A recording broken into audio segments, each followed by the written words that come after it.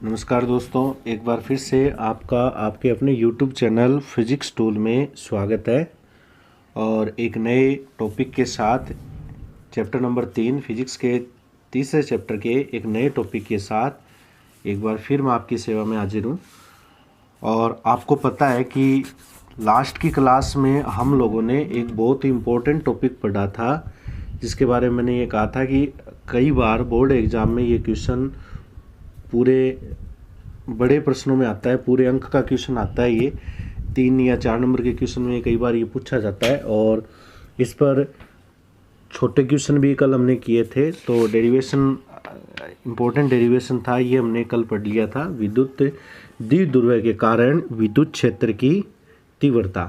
ठीक है, अब आज के एक नए टॉपिक के अंदर हम चलते हैं।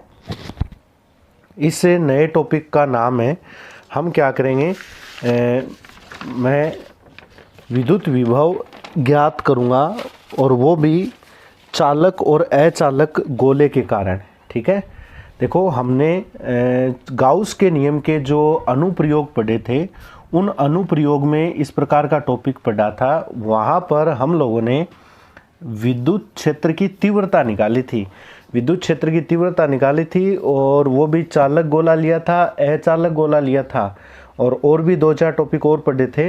लेकिन हमें विभव सिर्फ सिलेबस के अनुसार इन 2 ही पॉइंट पे निकालने हैं। एक तो चालक गोला देगा या गोलीय कोष दे सकता है, एक ही बात है इन दोनों की। वैसे तो इनमें अंतर होता है, लेकिन इन दोनों का काम एक जैसा कैसे होता है, क्योंकि दोनों को ही चार्ज दोगे तो वो चार्ज इनकी सतह पर आ जाता है। ये हमने कुछ ऐसा पढ़ा है, इसका डायग्राम। ठीक है, जैसे ही इनको चार्ज दिया जाता है तो चार्ज इसकी सतह पर आ जाता है। जैसे ये इसका केंद्र हो गया O, और ये त्रिज्या हो गई इसकी R। जैसे ही मैं इसको चार्ज दूंगा, वो चार्ज इसकी केंद्र चार्ज इसकी सतह पर समान रूप से वितरित हो जाता है। अगर गोलीय कोष है तो गोलीय कोष में भी ऐसा होगा, और अगर चालक गोला है तो चालक गोले में भी ऐसा होगा। ठीक है, तो मैंने यहाँ लिख रखा है कि कोई R त्रिज्या का गोलीय कोष या चालक गोला लिख दो, एक ही बात है, जिसे Q आवेश से आवेशित किया गया है। हमें विभव निकालना है। कहाँ निकालेंगे विभव? वही हमारे पास 3 कंडीशन है, या तो हम बाहर एक बिंदु लेंगे, या सतह पर बिंदु लेंगे, या इसके अंदर कोई बिंदु होगा वहाँ पर हम विभव निकालेंगे। ठीक है बच्चों, तो बहुत ही सिंपल कंडीशन है। और अब तो ये टॉपिक इतना आसान हो गया है, क्योंकि अपने को इसमें कुछ ज़्यादा करने की जरूरत नहीं है। हम विभव का फॉर्मूला पढ़ चुके हैं, विद्युत क्षेत्र हमने दूसरे चैप्टर में निकाला है, तो आपके विद्युत क्षेत्र याद होना चाहिए। और मैं ये सूत्र यूज में लूँगा, V बराबर माइनस इनफाइनाइट से लेकर R E डॉट dr। बस इस सूत्र को आप काम में लेते जाओ, विद्युत क्षेत्र का मान रखते जाओ, और विद्युत विभव की गणना करते जाओ। ठीक है, आराम से हम विद्युत विभव की गणना कर सकते हैं इस सूत्र की सहायता से। बस इसकी परिभाषा आपको पता होनी चाहिए।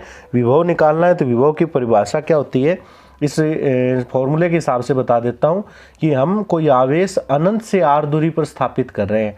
ठीक है, तब विद्युत विभव की परिभाषा के अनुसार अनंत से r दूरी पर स्थापित करने में जो कार्य और आवेश का अनुपात होता है, उसे विद्युत विभव कहते हैं। और उसको जब हम सरल करते हैं तो इस प्रकार का कुछ सूत्र आता है, जो हमने इस चैप्टर के शुरुआती वीडियो में हमने देखा था। शुरुआत की जो क्लास हुई थी वहाँ पर हमने इससे संबंध में टॉपिक पढ़े थे। ठीक है, अब हम आगे चलते हैं।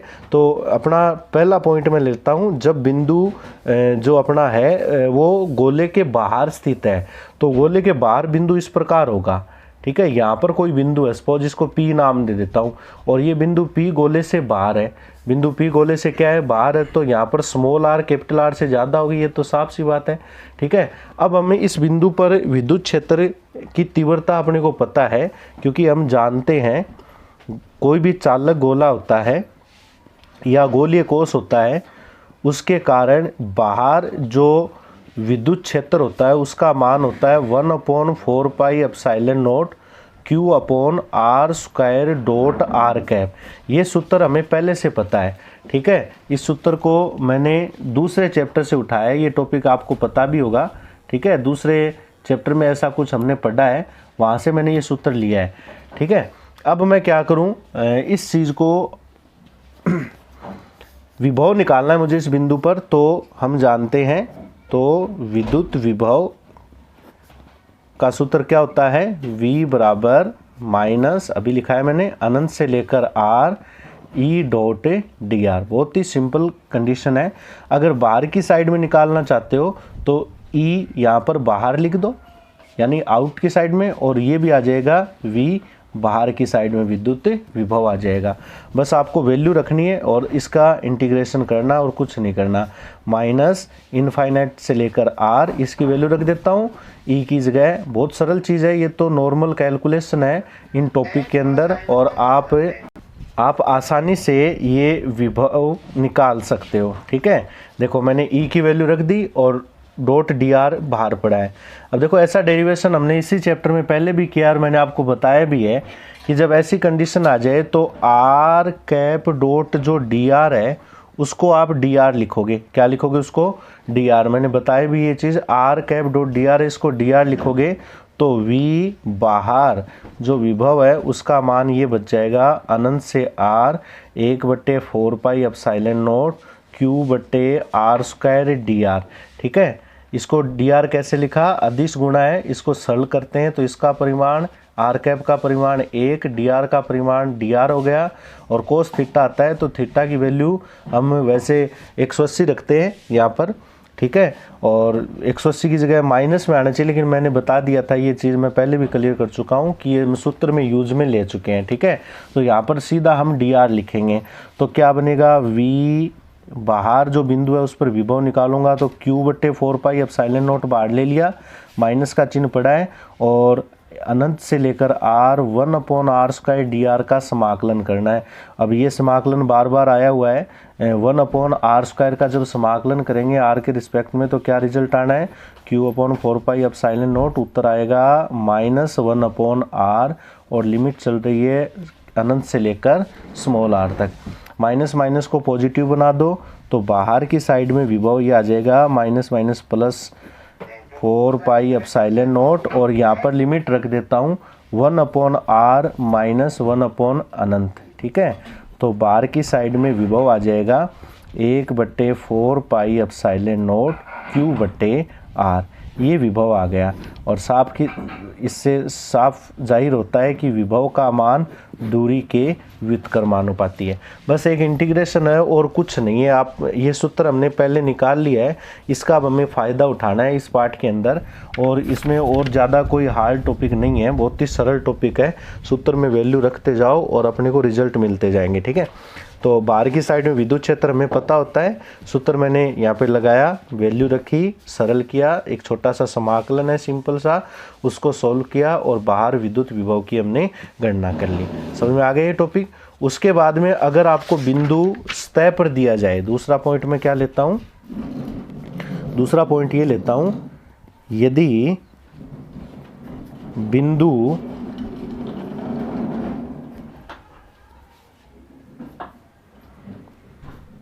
बिंदु गोलीय कोश की सतह पर हो,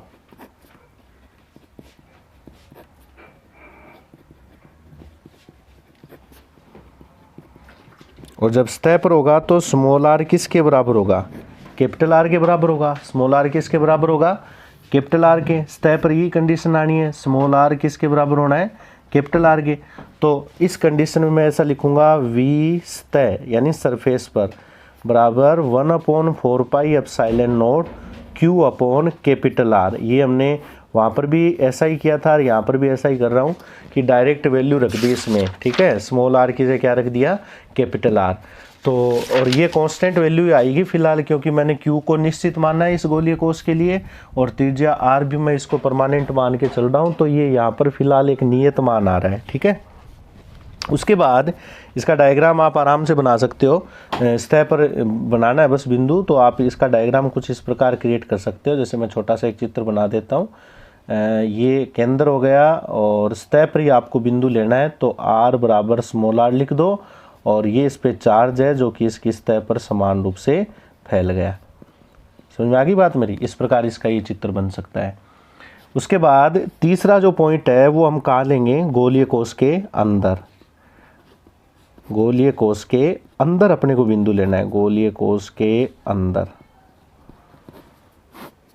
अंदर वाली कंडीशन के लिए चित्र ये बन जाएगा। ये आवेश है Q, सतह पर फैल गया, केंद्र O, त्रिज्या कैपिटल R, और ये बिंदु P है, अंदर हो गया, कितनी दूरी पर है, स्मॉल r दूरी पर। ठीक है, इस पर अपने को विभव निकालना है। आई बात समझ में। अब देखो, जब अंदर विभव निकालेंगे तो एक बात बताओ, अपने को विभव क्या है, कार्य है। कार्य कहाँ से लेके आए हो आप आवेश को, अनंत से लेके आए हो। कहाँ से लेके आए हो, अनंत से। जब आप लोग आवेश को लेके आते हो, वो भी कितनी दूरी तक, r दूरी तक। तो अनंत से जब आप r दूरी तक आओगे, स्मॉल r दूरी तक, तो इस दौरान जब आप रास्ते में निकलोगे तो विद्युत क्षेत्र के मान बदलेंगे। ये तो तय है कि जब आप अनंत से चलोगे, अनंत से चलते जा रहे हो, जैसे मैं मेरे पेन की तरफ आप इशारा देखिए कि अनंत से चलते जा रहे हो, तब आप गोले के बाहर हो। ठीक है, और जैसे ही आप सतह पर आओगे तो गोले के बाहर विद्युत क्षेत्र अलग होता है, फिर सतह पर अलग हो गया, और अंदर विद्युत क्षेत्र इसके अलग होता है। तो कहने का अर्थ हुआ कि लिमिट जैसे चेंज हो रही है, यानी मैं अनंत से चलकर जब इस बिंदु P पर आया, r दूरी तक आया, तो क्या रास्ते में विद्युत क्षेत्र सब जगह समान है? विद्युत क्षेत्र सब जगह समान नहीं है, बदल रहा है। और जब विद्युत क्षेत्र बदल रहा है तो उस दौरान हमें, क्योंकि हम ये जानते हैं, हमारे पास सूत्र क्या है, हमारे पास सूत्र ये है, हम जानते हैं कि V बराबर ये होता है माइनस अनंत से लेकर R E डॉट dr होता है। अब समझने वाली बात यही है, क्योंकि मैं ऐसा क्यों कर रहा हूँ, क्योंकि मेरी लिमिट मेरे को ऐसा करने के लिए बोल रही है कि मैं अनंत से चला और r दूरी तक आ रहा हूँ। तो अनंत से चलकर आना है अपने को r दूरी तक, और जब आप अनंत से लेकर r दूरी तक आओगे तब इस गोले में प्रवेश करोगे, गोलीय कोश में। ठीक है, इस गोलीय कोश में प्रवेश करोगे तो इस दौरान विद्युत क्षेत्र लगातार चेंज हो रहा है। ठीक है, बाहर विद्युत क्षेत्र कुछ अलग है, अंदर विद्युत क्षेत्र कुछ अलग है, सतह पर कुछ अलग है। जब ऐसी कंडीशन हो जाती है तो हम गणित में पढ़ते हैं आसानी से कि ये एक समाकलन है, ई यहाँ पर फंक्शन की जगह काम कर रहा है, फलन की जगह काम कर रहा है। जब फलन का मान बदलता है तो सीमा के आधार पर सीमाओं का विभाजन करना जरूरी होता है। तो वही काम मैं यहाँ कर रहा हूँ कि अंदर की साइड में जब मैं विभव निकाल रहा हूँ तो मैं क्या कर रहा हूँ, इस सीमा को दो भागों में तोड़ रहा हूँ। वो भी कौन कौन से? पहला भाग, मैं अनंत से लेकर कैपिटल R तक की सीमा ले रहा हूँ। ठीक है, अनंत से लेकर कैपिटल R की सीमा। ठीक है, अनंत से लेकर कैपिटल R की सीमा बांट ली मैंने एक, और फिर दूसरी सीमा मैं ले रहा हूँ कैपिटल R से लेकर स्मॉल r की सीमा। देखो सूत्र वही है, लेकिन मैंने सीमा को दो भागों में बांट दिया। माइनस सूत्र की वजह से माइनस माइनस दोनों में आए, और सीमा को दो भागों में बांटकर उनको जोड़ दिया। कौन कौन सी सीमा? एक तो अनंत से लेकर कैपिटल R तक, यानी अनंत से लेकर सतह की सीमा, और फिर सतह से लेकर स्मॉल r की सीमा। ठीक है, यानी ये तो बाहर की साइड हो गई, आप देख सकते हो, और ये अंदर की साइड हो गई। आप सीमाओं का अनुसरण करो तो आपको पता चलेगा कि जब अनंत से r की बात करते हैं तो हम बाहर की साइड में होंगे।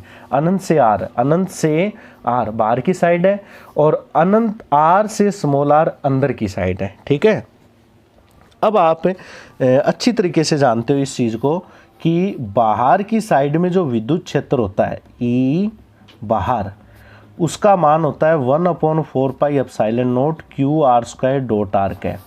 ठीक है, और अंदर गोलीय कोश हो या चालक गोला हो, अंदर विद्युत क्षेत्र शून्य होता है। ये वैल्यू हमने दूसरे चैप्टर से उठाई है। ठीक है, इसलिए हम बार बार बोल रहे हैं पुराने वीडियो ज़रूर देखें। ठीक है, वहाँ से कई फॉर्मूले, कई मेथड यूज़ में आ रहे हैं, तो अब लगातार बीच में ये टॉपिक देखोगे तो आपको कुछ समझ में नहीं आएगा। इसलिए पहले के वीडियो देखने बहुत ज़्यादा ज़रूरी हैं। पहले के टॉपिक क्लियर करो, उसके बाद आगे के चैप्टर में चलते आओ। तो अंदर की साइड में विभव निकालना अपने को, V अंदर बराबर मैं वैल्यू रख रहा हूँ माइनस अनंत से लेकर कैपिटल R, ई बार की value 1/4 pi epsilon not QR² r cap dot dr। देखो मैंने यहाँ मान रख दिया। ठीक है, यहाँ ई बार का ये पूरा मान रख दिया, dr डॉट में पड़ा है ऐसे, प्लस। ठीक है, इसकी जगह वैल्यू रखूँ ब्रैकेट का चिन्ह, माइनस कैपिटल R से स्मॉल r, इसका मान 0 है, डॉट gr। ठीक है, अंदर की साइड में विद्युत क्षेत्र 0 हो गया, इसका मतलब ये वैल्यू पूरी खत्म हो गई, 0 हो गई ना, 0 का समाकलन 0 हो गया। तो V अंदर, अब इसका समाकलन कर रहा हूँ मैं, ये तो 0 हो गया, ये माइनस आ गया बाहर, Q/4 पाई एप्सिलॉन नॉट बाहर आ गया, अनंत से लेकर कैपिटल R 1/r² अंदर है, r कैप डॉट dr को क्या लिख रहे हैं हम? बार बार आ रही है ये चीज़। R cap dot D R को क्या लिख रहे हैं हम, डी आर लिख रहे हैं, क्योंकि आर कैप एकांक सदिश है। इसका समाकलन कर दो, अंदर की साइड में विभव निकालेंगे तो -1/r आएगा। ये लो, ये इसका समाकलन हो गया और ये इसकी लिमिट हो गई। ठीक है, माइनस को सॉल्व करो पहले और फिर लिमिट लगा दो। तो अंदर की साइड में विभव, मैं इसको सॉल्व करके लिख देता हूँ 1/4πε0 Q/R, ये उत्तर आएगा। ये सीमा हल कर सकते हो आप लोग। माइनस माइनस प्लस हो गया और एक बार स्मॉल आर की जगह कैपिटल आर रखना है, फिर स्मॉल आर की जगह अनंत रखो, उसकी वैल्यू 0 हो जाएगी, तो ये वैल्यू बच जाएगी। यानी अंदर की साइड में विभव यही आ रहा है। अब देखो एक चीज़ नोट कर रहे होगे क्या, कि हम पढ़ रहे हैं गोलीय कोष या चालक गोला। गोलीय कोष या चालक गोला दोनों की एक जैसी प्रॉपर्टी होती है, इसलिए मैंने दोनों नाम साथ लिखे हैं कि सतह पर वही विभव आ रहा है और वही विभव अंदर आ रहा है। तो मैं यहाँ पर एक लाइन लिखूँ तो गलत नहीं हो गई क्या, क्योंकि गोलीय कोष के अंदर, गोलीय कोष के अंदर विभव का मान एक समान होता है। अंदर विभव का मान क्या होता है, एक समान होता है, जो कि उसकी सतह के विभव के मान के बराबर होता है। ये एक इम्पोर्टेंट चीज़ है और मैं चर्चा भी करूँगा इसमें एक टॉपिक की ओर, अगर आप पुराने वीडियो देख रहे हैं तो। ठीक है, अब आगे से आगे क्वेश्चन सोल्व होते जा रहे हैं। पहले मैंने शुरुआत में बताया था तो आपको कुछ नए लग रहे थे टॉपिक, लेकिन अब इनके रिजल्ट निकलते जा रहे हैं तो ये टॉपिक आसानी से समझ में आने चाहिए। अब देखो, अंदर विभव और सतह पर विभव, अंदर विभव और सतह पर विभव दोनों रिजल्ट बराबर हैं। इसका मतलब अंदर विभव, मैंने ऐसी लाइन क्यों लिखी है कि अंदर विभव एक समान है, क्योंकि ये जो वैल्यू है वो मेरे हिसाब से कांस्टेंट नज़र आ रही है। मैंने उसकी त्रिज्या कैपिटल आर फिक्स मानी है, क्यू इसको मैंने परमानेंट फिक्स दे के चला हूँ। 1/4πε0 कांस्टेंट होता है, तो अंदर कांस्टेंट वैल्यू आ रही है। इसका मतलब दूरी के साथ कोई चेंज नहीं होने वाला, स्मॉल आर दूरी के साथ कोई चेंज होने वाला नहीं है। इसका मतलब अंदर विभव का मान एक समान होगा, इसलिए मैंने ये लाइन लिखी है।